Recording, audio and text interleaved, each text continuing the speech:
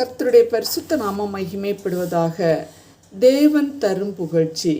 1 கொரிந்தியர் 4:5 அவனுக்குரிய புகழ்ச்சி தேவனால் உண்டாகும்.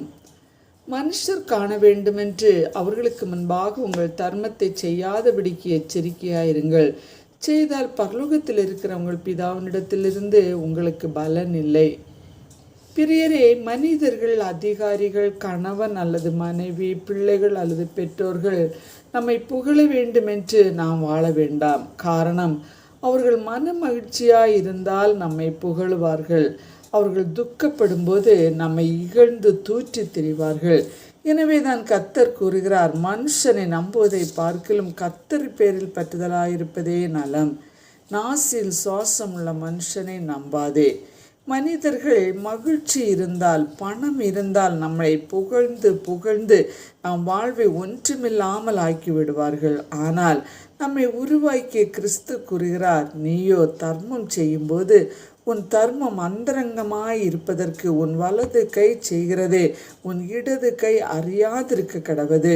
அப்பொழுது அந்தரங்கத்தில் பார்க்கிற உன் பிதா தாமே உனக்கு வெளியரங்கமாய் பலனளிப்பார். எனவேதான் பவுலடிகளார் கூறுகிறார், எதை செய்தாலும் அதை மனுஷர்களுக்கென்று செய்யாமல் கர்த்தருக்கென்றே மனப்பூர்வமாய் செய்யுங்கள். அநியாயம் செய்கிறவன் தான் செய்த அநியாயத்திற்கு ஏற்ற பலனை அடைவான். பட்சபாதமே இல்லை.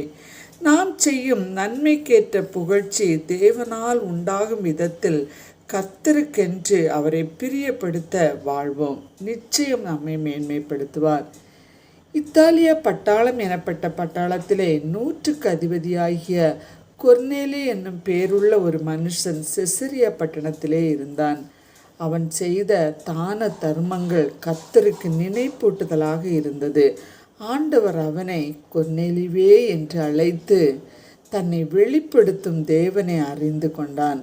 அவன் தேவனை மாத்திரமே பிரியப்படுத்தினார். தேவன் அவனை கனப்படுத்தி உயர்த்தினார். அவனுக்குரிய புகழ்ச்சி தேவனால் உண்டாகும். ஆமேன்.